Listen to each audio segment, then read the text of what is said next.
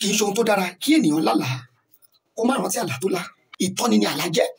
Ọlọ́run ọba tó fún ẹ ní ìtọ́ni kò fẹ́ kó jì sí kòtò. Ọ̀tá tó fẹ́ kó rántí àlá rẹ, ìyẹn gẹ́gẹ́ ló fẹ́ kó jì sí kòtò. Ó yẹ kó máa rántí àlá rẹ.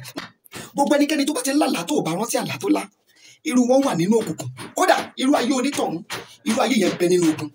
Kí là ń pè ní àlá? Àlá dàbí atọ́nà. Bí Ọlọ́run ọba òkè Elédùmarè tó bá fẹ́ ránṣẹ́ sí ènìyàn, àbí ó fẹ́ mú ọ̀run wa, àbó fẹ́ kì wá nílọ, àbó fẹ́ bá wa sọ̀rọ̀ nípasẹ̀ àlá ni Ọlọ́run máa ń gbà láti máa bá wa sọ̀rọ̀. Ṣùgbọ́n nígbà tí ènìyàn bá wá lálàá tí kò bá ṣe kíni, tí kò bá kí rántí àlá rẹ̀, kí ló tó ṣẹlẹ̀? A jẹ́ wípé ọfà tí wọnú ìràwọ̀ rẹ̀ lọ nìyẹn. A jẹ́ wípé àwọn kan wọ́n ti ń ṣe kíni, wọ́n ti ń ṣe àwọn iṣẹ́ òkùnkùn kan lé lórí nìyẹn.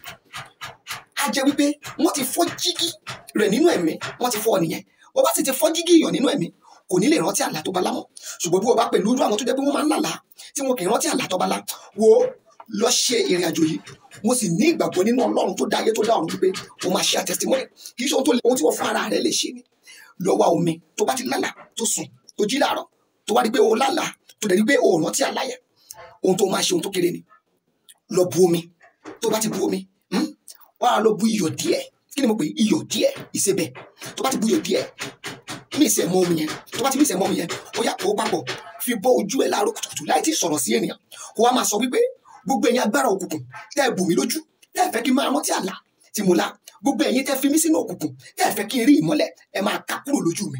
Gbogbo ẹ̀yin àwọn òkùnkùn, gbogbo ẹ̀yin ẹ̀mí òkùnkùn, gbogbo ọfà òkùnkùn tá a fi bò mí lójú tó jẹ́ kí n máa rántí àlá tí mo lá, ẹ ká kúrò lójú mi. Wò ó ṣe ìrìn àjò yẹn, ṣe fún odidi ọjọ́ 3.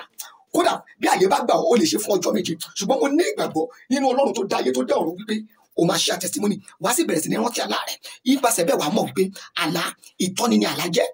Ọlọ́run ọba tó fún ẹ ní ìtọ́ni kò fẹ́ kó jì sí kòtò. Ọ̀tá tó fẹ́ kó rántí àlá rẹ̀, ìyẹn gẹ́gẹ́ ló fẹ́ kó jì sí kòtò. Ó yẹ kó máa rántí àlá rẹ̀. Nọ́mbà mi rè kò yípo padà 08054353629. Ẹ WhatsApp ẹ̀ bàbá àṣírí rẹ̀.